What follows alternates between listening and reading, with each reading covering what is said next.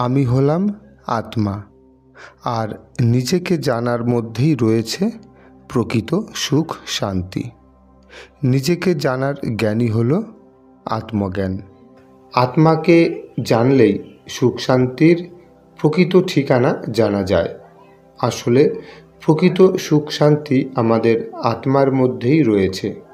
এই সত্যিটা না জানার কারণে আমরা সুখ শান্তি আনন্দ প্রেম বাইরে খুঁজে চলেছি, পার্থিব বস্তুর মধ্যে খুঁজে চলেছি। তাহলে এই আত্মজ্ঞান হলো আত্মাকে জানার জ্ঞান, যে জ্ঞানের দ্বারা আমরা নিজেকে জানতে পারি। এই আত্মজ্ঞান স্বয়ং পরমাত্মা, আমরা যাকে ঈশ্বর, ভগবান, আল্লাহ কিংবা ওপরওয়ালা বলে থাকি, তিনি নিজে এই ধরায় এসে প্রদান করেন। পরমাত্মার কৃপা আর আমাদের সৌভাগ্য যে আমরা নিজেকে জানতে পারছি। এখন প্রশ্ন হলো, আমি কে? আমি কি এই রক্ত মাংসে গড়া শরীর নাকি অন্য কিছু? আমি রক্ত মাংসে গড়া শরীর নই, আমি আত্মা। আমি আত্মা হলাম নিরাকার জ্যোতিবিন্দুরূপী। ঠিক যেমন রাতের আকাশে তারাদের মিটমিট করে জ্বলতে দেখা যায়, ঠিক তেমনি আমি আত্মা, মিটমিট করে জ্বলছি। আত্মা আমাদের ললাটের দুই ভ্রুয়ের মাঝখানে বসে আছে।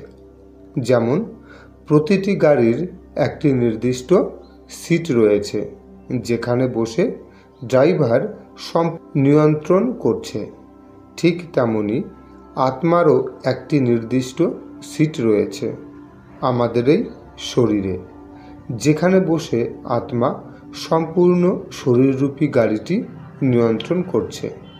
আত্মা হলো অমর, অজর, অবিনাশী এক। অমর অর্থাৎ যার মৃত্যু নেই, অজর অর্থাৎ যে কোনো জড় বস্তু নয়, আর অবিনাশী অর্থাৎ যার বিনাশ নেই। আপনারা মানবেন কিনা জানি না, এই জ্ঞান কিন্তু কোনো মানুষ দ্বারা প্রাপ্ত হয়নি। এই জ্ঞান স্বয়ং পরমাত্মা দ্বারা প্রাপ্ত হয়েছে।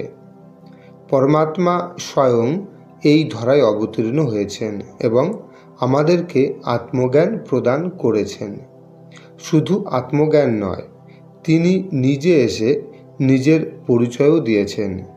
তিনি বলেছেন, তোমরা আত্মারা হলে আমার সন্তান। আমি হলাম তোমাদের আত্মাদের পরম পিতা পরমাত্মা। আমিও নিরাকার জ্যোতিবিন্দুরূপী। আমি তোমাদের মতন শরীর ধারণ করি না। আমি তোমাদের মতন জন্ম মৃত্যুতেও আসি না।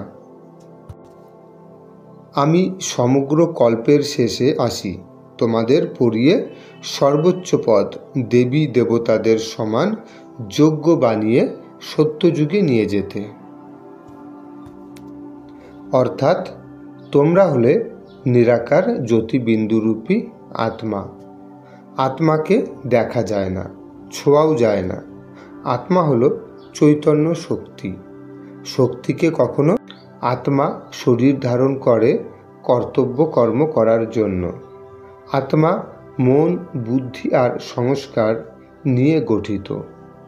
আত্মার প্রকৃত স্বরূপ হল জ্ঞান, পবিত্রতা, সুখ, শান্তি, প্রেম, আনন্দ, শক্তি।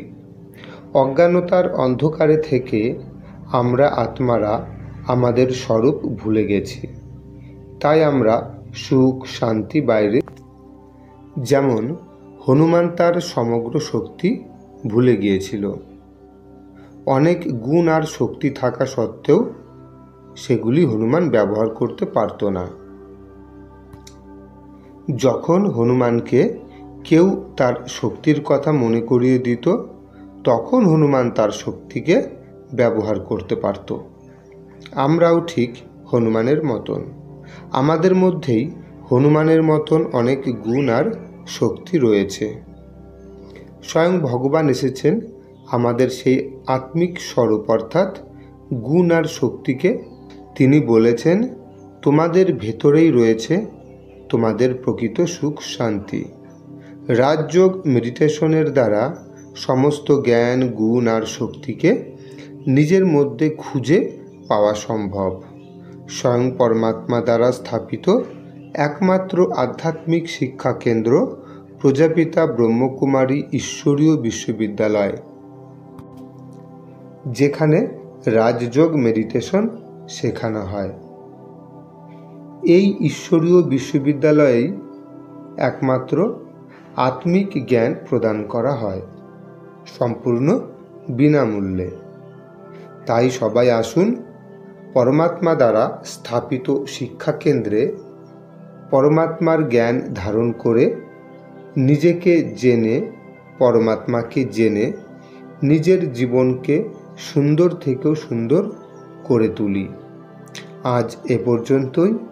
পরমাত্মার ছত্রছায়ায় সবাই ভালো থাকবেন, সুস্থ থাকবেন, সুরক্ষিত থাকবেন। ধন্যবাদ।